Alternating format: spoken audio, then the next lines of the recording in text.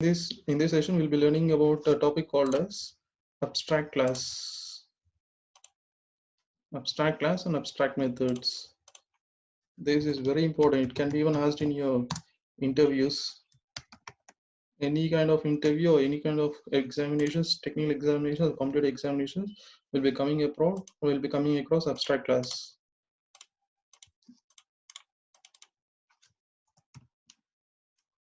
Abstract. It should be written in small letters. I'll be taking the same notation here. Abstract class. Okay, before saying this, I'll give you a small example. Uh, let us hope we're having a class called as figure. Okay, we're having a class called as figure, which is having few set of dimensions, something. Now we need to find area of this figure. And to find out area of this figure, we are supposed to have a method called as area, which computes area of a figure. Hope something it is of this way. It is having some piece of code in its body.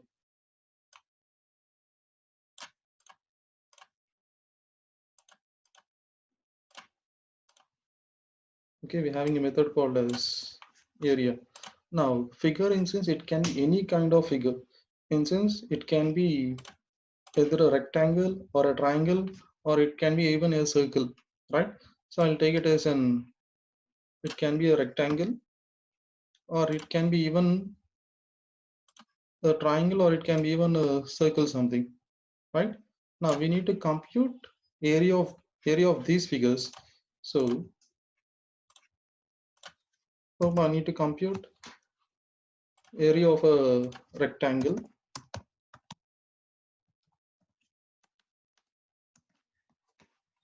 Even I need to compute area of a circle. Now, one thing that we commonly do is we're having a class called as figure. In that, it is having a method called as area, which is used to compute area of a figure.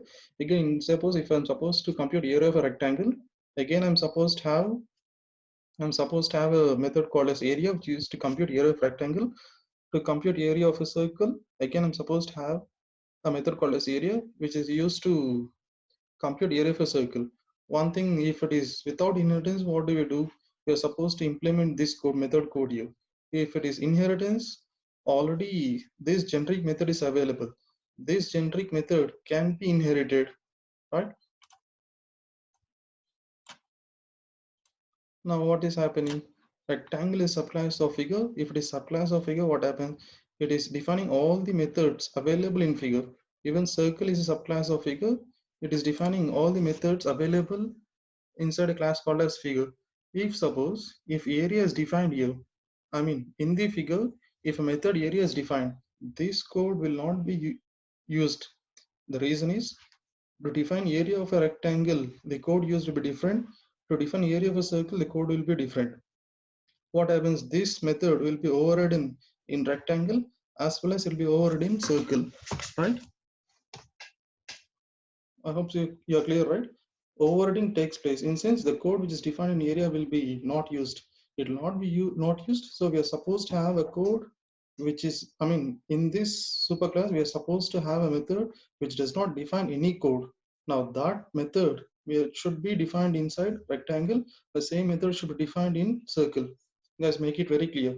In this superclass, we are supposed to have a method which is supposed to have a method without any body, without a piece of code, a method with empty body, where that method should be defined in subclass rectangle, where that method should be defined in subclass circle. Now, in the superclass, if a method or in a class, a method without its implementation part is always termed as an abstract method. We'll come back to the previous piece of code here. You can refer here. I'm having a method called display, which is having its body or which is having its implementation part. This method we call it as a concrete method. In this concrete method is nothing but a method which holds its body or a method which holds its implementation part is termed as a concrete method. In case a method, if it is not defined, if a method is not defined or if a method is having empty body, those methods are called as abstract methods. A class which contains abstract method by default is called as an abstract class. As listen, abstract is nothing but a method without implementation part or an empty body. That method we called as an abstract method. A class which holds that abstract method is called as an abstract class. I'll show you the code there, you can understand it. Okay, for example, I'll take a class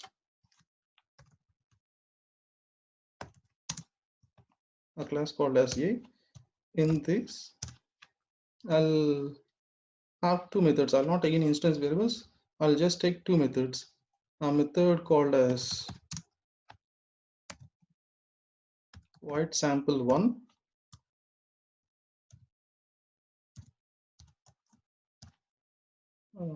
which is just displaying a message.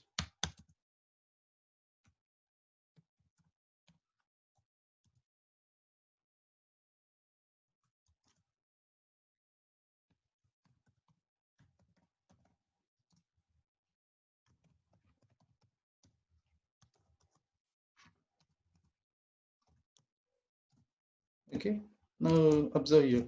I'm having a method called as sample1. This sample1 is having body. So this method we call it as a concrete method. Now hope I'm having one more method, a method called as void sample2 with empty body without any implementation. Now this method void sample, you can refer here the difference between sample1 and sample2. Sample1 is having a body, whereas sample2 is not having any body. Now this method without any body is termed as an abstract method. In case you write a code something in this one, if you leave it off, it reports an error because the compiler should be stated that it should be an abstract method. For that, you are supposed to use a keyword called as abstract.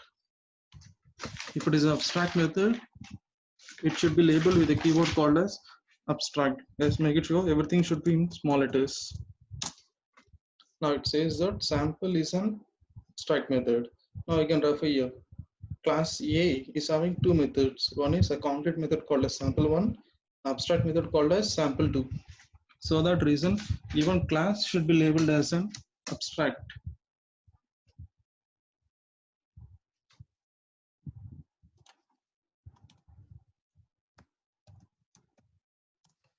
If suppose you're not labeling it as abstract, you're leaving it in this way, it reports an error. I'll show you the code again, previous codes again.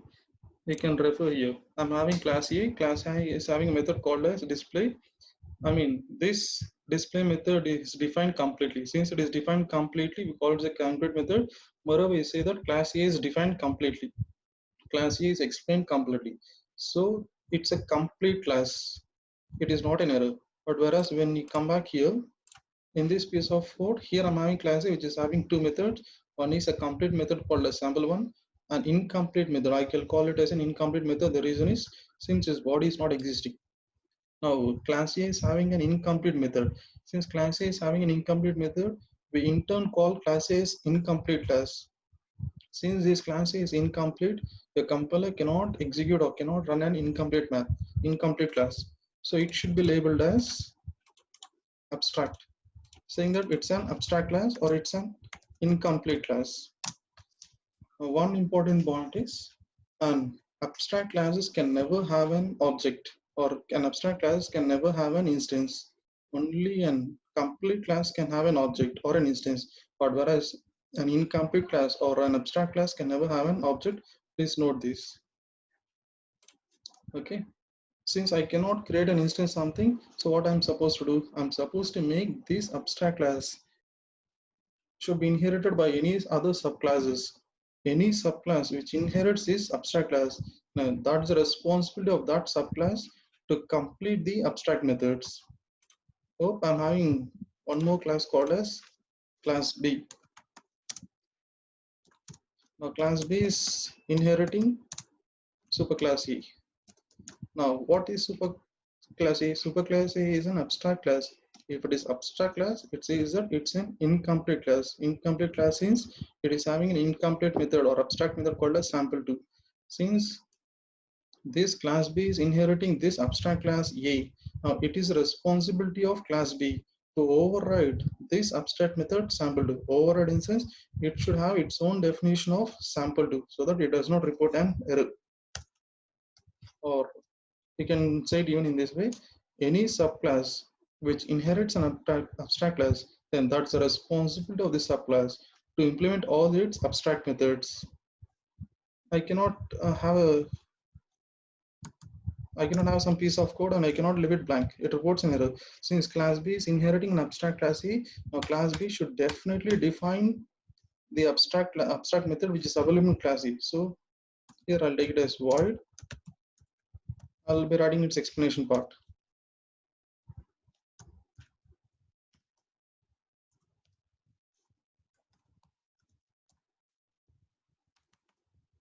System dot out dot println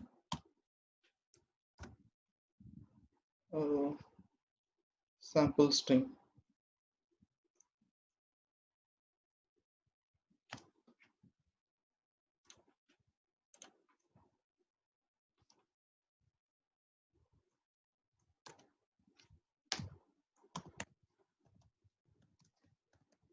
I'll use a string called as method define.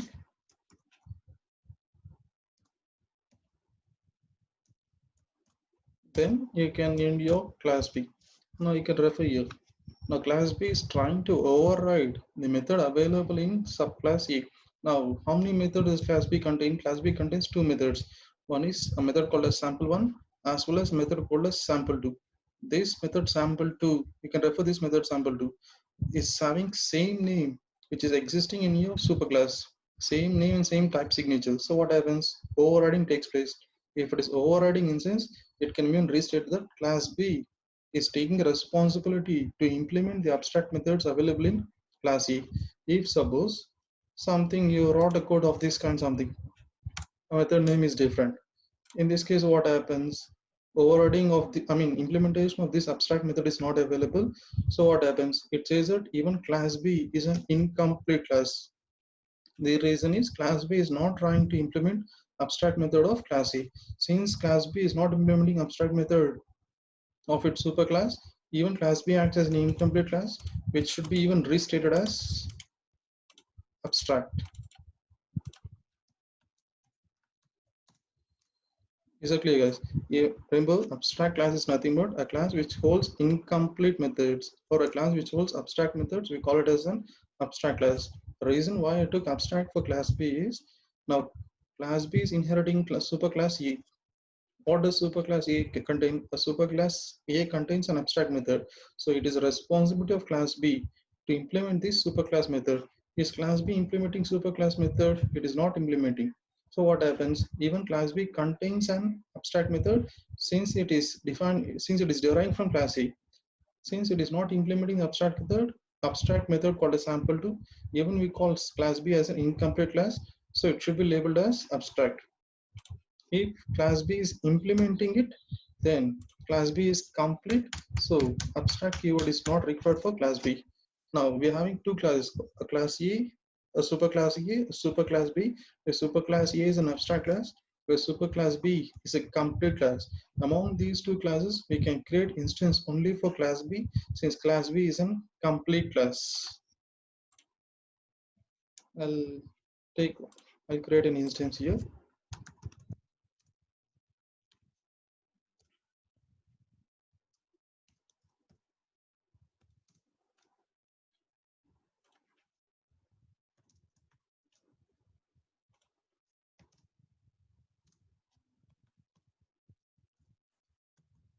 Okay, I'm using a shortcut method. Please do not use this.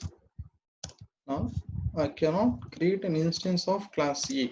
Suppose if I'm writing a code in this way, it reports an error because A is not a complete class. A is an abstract class, and abstract classes can never have an instance. So this piece of code should be ignored. So I'm placing it within comments saying that it's an irrelevant code something. I'll try to create instance of class B now.